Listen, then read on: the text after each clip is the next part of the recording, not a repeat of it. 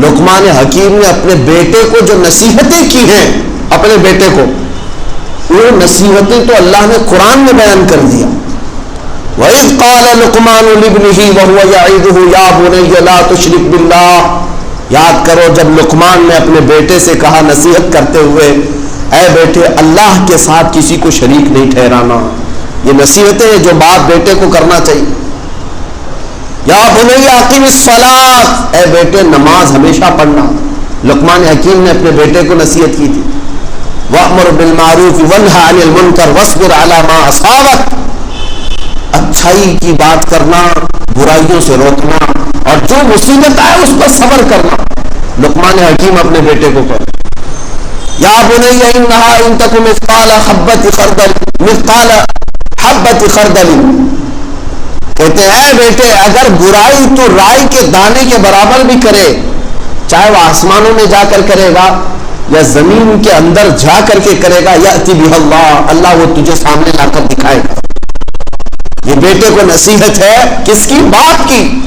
یہ اچھائیوں کا حکم تھا، یہ امر بالمعروف. اتنا ہی نہیں، اور آگے آیتیں اگر میں پڑھوں، چھوٹی بھی باتوں کا ذکر ہے. وَلَا تُصَعِّرْ خَدَّكَ لِلنَّاسِ. باپ کہہ رہا ہے بیٹے کو، بیٹا جب بات کرنا نا لوگوں سے تو منہ موڑ کر کے بات نہیں کرنا.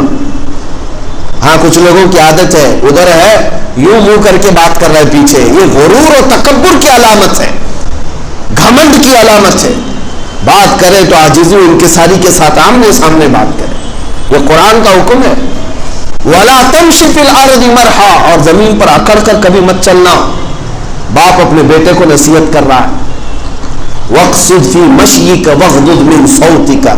جب چلنا تو دھیمے انداز میں چلو، زور زور پیر پٹک کر کے نہ چلنا. کیا ہم نے بھی اپنے بچوں کو یہ تربیتیں دی ہیں؟ کیا ہم اپنے بیٹوں کو یہ خیر کی دعوت دیتے ہیں؟ نہیں، قرآن کے احکام ہے یہ. وَاغْضُضْ مِنْ صَوْتِكَ إِنَّ أَنْكَرَ الْأَصْوَاتِ لَصَوْتُ الْحَمِيرِ. باپ کہہ رہا ہے بیٹوں کو بات کرنا تو دھیمی آواز میں بات کرنا، اس لیے کہ چلا چلا کے بات کرنا اللہ کو ناپسند ہے، اور سب سے ناپسند آواز گدھے کی آواز. اللہ تعالیٰ نے فرمایا یہ سب باتیں لقمان حکیم نے اپنے بیٹے سے کی ہیں، اور اس کو قرآن میں اللہ تعالیٰ نے بیان فرمایا. یہ سب چیزیں ہم نے چھوڑ دیا. امر بالمعروف کبھی ترک نہیں ہونی چاہیے.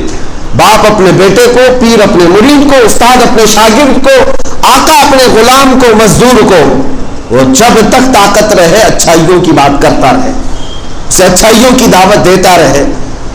اور رہی بات دوسرے نمبر پر برائیوں سے روکنا، اس کو بھی کبھی ختم ہونے نہیں دینا. یہ بہت ڈینجر چیز ہے. اگر ختم ہو گئی تمہارے اندر سے اللہ کا عذاب آ جائے. اگر برائیاں کہیں دیکھ رہے ہو تو ہاتھ سے نہیں تو منہ سے تو روکو، زبان سے روکو. زبان سے نہیں روک سکتے تو اپنے دل سے ان کا بائیکاٹ کرو کہ آج سے میں تم سے نہیں ملوں گا، تم یہ کام کرتے ہو. یہ برائیوں سے روکنے کے طریقے بتائے گئے تاکہ اسے احساس ہو. کیوں روک رہے ہیں آپ؟ کیوں روک رہے ہیں؟ دو کاموں کی وجہ سے. اس سے بھی محبت ہے آپ کو اس لیے روک رہے ہیں. ایک تو زمین میں فساد نہیں ہونے چاہیے، اور دوسرا میرا بھائی جہنم میں نہیں جانا چاہیے. یہ فکر ہے نا ہماری. ہم برائیوں سے کیوں روکنے آئے؟ کیا فرق پڑتا ہے؟ اس لیے کہ میرا بھائی برائی کر کے دوزخ میں نہ جائے. یہ احساس ہو، ہمیں یہ فکر ہو. برائیوں سے روکنے کی عادت جب ختم ہو جاتی ہے تو کیا ہوتا ہے سنو. ایک حدیث پاک میں جبرائیل امین نے عرض کیا حضور پاک کی بارگاہ میں، یا رسول اللہ صلی اللہ تعالیٰ علیہ وسلم، ایک بستی پر اللہ نے عذاب نازل کرنے کا حکم دیا مجھے. میں اس بستی پر عذاب لے کر کے اترا، لیکن اس بستی میں ایک نیک بندہ تھا، باقی سب گنہگار تھے، نافرمان تھے، بہت سارے گناہوں میں مبتلا تھے، لیکن ایک بندہ تو نیک تھا، اتنا نیک تھا کہ اس نے کوئی گناہ ہی نہیں کیا. تو حضرت جبرائیل کہتے میں نے اللہ سے پوچھا اے رب ذوالجلال اس بندے کا کیا کروں جو ایک نیک بندہ اس میں رہتا ہے. اللہ تعالیٰ نے فرمایا اس پر بھی عذاب نازل کرو، اس پر بھی عذاب نازل کرو. جبرائیل امین کہتے ہیں مجھے پوچھنے کی ہمت نہیں ہوئی، میں نے عذاب نازل کیا، پوری بستی تباہ و برباد ہو گئی، ختم ہو گئی. اللہ کا عذاب آیا، ہلاک ہو گئے. برسوں بعد حضرت جبرائیل کہتے میں نے رب ذوالجلال کی بارگاہ میں پوچھا ہے مولا اس کا کیا جرم تھا؟ اس نے کوئی گناہ تو نہیں کیا تھا، لیکن تیرا عذاب اس کو بھی گرفتار کر لیا. ایسا کیوں؟ اللہ رب العزت ارشاد فرماتا ہے جبرائیل وہ نیک تو تھا، عبادت تو کرتا تھا، لیکن اس کے سامنے برائیاں ہوتی تھی، گناہ ہوتے تھے، وہ سب دیکھ کر کے خاموش رہتا تھا. اس لیے میرا قانون یہ ہے، برائی دیکھ کر خاموش رہنے والے کا بھی وہی انجام ہوگا جو اس کے سامنے برائی کرنے والے کا ہوگا. یہ چیز سخت ہے، برائیوں سے روکنا یہ امت کی خصوصیت ہے، ہماری خصوصیت ہے، یہ اسپیشلٹی ہے آپ کی. اگر یہ بھی چھوٹ گئی تو پھر امت کی کیا خصوصیت آپ کے پاس رہے گی؟ الحمدللہ ہمارے علماء کرام نے برائیوں سے روکنے کے لیے چھوٹے موٹے لوگوں کو ہی نہیں بلکہ وقت کے بادشاہ کو بھی للکارا ہے. اگر وہ برائی کر رہا ہے علماء حق نے اس کو بھی بولا ہے، اس کو بھی تنبیہ کی ہے. چاہے وہ اکبر کی بات لے لو، 48 سال حکومت کرنے والا ڈکٹیٹر، اور اس کے سامنے کس کی مجال تھی، لیکن جب وہ ایک خرابی کی طرف جا رہا تھا، ایک عالم ربانی مجدد الفسانی کھڑے ہوئے اور اسے للکارا اور اس سے کہا کہ تو گمراہ ہو گیا ہے، تو مرتد ہو گیا ہے، ایک نیا دین لا رہا ہے میرے مصطفیٰ کے دین کو چھوڑ کر. اس پاداش میں اس نے جیل میں بھی بند کیا، لیکن وہ عالم حقانی عالم ربانی یہ سمجھتے تھے کہ اگر میں بھی یہ ذمہ داری چھوڑ دوں تو پھر امت کا کیا حال ہوگا. اس لیے میرے عزیزوں، برائیوں سے روکنا یہ اس امت کی خصوصیت ہے. چاہے وہ کسی کے بھی اندر آئے، برائیوں سے روکو، چاہے وہ کفار و مشرکین میں آئے. ظلم کے خلاف آواز اٹھانا یہ حسینی کردار ہے. حضرت امام حسین کے چند بچے تھے، گھر پہ لے کر بیٹھے، ایک یزیدی تو تھا، کیوں باہر آئے؟ اس لیے کہ آپ نے دیکھا کہ یہ خرابیاں آ جائیں گی امت میں. ایک عیاش طبیعت کا شخص جو فاسق و فاجر شراب نوشی کرتا ہے، وہ اگر آ رہا ہے امت مصطفیٰ کی حکمرانی کے لیے تو آگے بڑے نقصانات ہو سکتے ہیں. آپ آئے باہر، اس پاداش میں آپ کو اس کی وجہ سے آپ کو کیا کیا نقصانات اٹھانے پڑے، بچے، اپنی عورتیں اور گھر بار، خود اپنی جان سب چلی گئی. لیکن امت کی جو خصوصیت تھی برائیوں سے روکنے کی، اس سے امام حسین نے کبھی سمجھوتا نہیں کیا، کبھی سمجھوتا نہیں کیا. اے امت کے نوجوانوں، آپ کے لیے بھی یہ درس ہے کہ آپ میں سے جس کو اللہ نے طاقت دی ہے، وہ چھوٹی برائیاں ہوں بڑی برائیاں ہوں، روکنے کی کوشش کرو، روکو اسے. راستہ چلتے ہوئے اسی آپ نے کسی کو زنا کرتے ہوئے دیکھا اور خاموشی سے ہنستے ہوئے چلے گئے، آپ کیا سمجھ رہے ہیں کہ وہ کسی اور کی لائف ہے، میں کچھ نہیں کر سکتا؟ نہیں، قیامت کے دن تمہاری آنکھوں سے بھی سوال ہوگا. تم دیکھ رہے تھے ایک شخص جہنم میں جا رہا تھا، کیا تم نے اسے روکنے کی کوشش کی ہے؟ الحمدللہ ہمارے یہاں پہلے ہمارے محلوں میں یہ عام رواج تھا، بڑے لوگ جو ہوتے تھے وہ بچوں کو ڈانٹتے بھی تھے، بلکہ کسی کا بھی بچہ غلطی کر رہا ہوتا تو مارتے بھی تھے. مسجدوں میں بھی ہوتا، لیکن اب وہ رواج ہی ختم ہو گیا.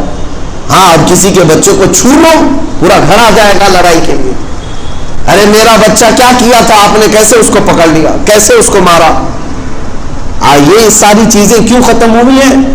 آپ یہ بڑھاوا دے رہے ہیں اپنے بچے کو شرارت کرنے کا اور برائیاں کرنے کا. بلکہ اگر کسی نے آپ کے بچے کو برائی پر ٹوکا تھا یا مارا تھا، بچہ روتے ہوئے آ کر شکایت کیا، تحقیق کرو کہ وجہ کیا تھی. یہ نہیں کہ غصے میں دشمنی نکالنے کے لیے اس کے پاس جائیں. تحقیق کرو کیا بچے نے حقیقت میں غلطی کی تھی، تو پھر جا کر کے جس نے روکا تھا اس کا شکر ادا کرو اور اپنے بچے کو اور تنبیہ کرو. پھر دیکھنا اگلی بار اس بچے کی ہمت نہیں ہوگی. اس بار ہوتا کیا ہے، لڑائی کر لیا تو بچہ شیر ہو گیا، اب کچھ بھی کر سکتا ہوں، باپ تو آئیں گے نا لڑنے کے لیے، میں کسی کے ساتھ کچھ بھی کر لوں گا، اگر کوئی مجھے پکڑنے آئے گا تو باپ کو لے آ جاؤں گا، میرا باپ تو ہے ہی ہے، سنبھالے گا. یہ بچوں کو برائیوں کی طرف بڑھانا اور انہیں حوصلہ دینا اور انہیں گمراہ کرنے کا سارا ذمہ انہی لوگوں کے سر پر آئے گا جو ماں باپ ہیں.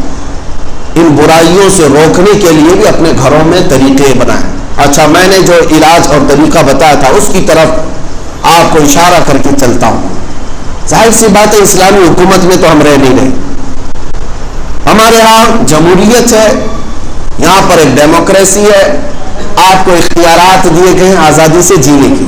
اسلامی حکومت ہوتی تو وہاں قاضی اسلام، حاکم اسلام، ان کو حکم تھا کہ وہ برائیوں کو طاقت سے روکیں.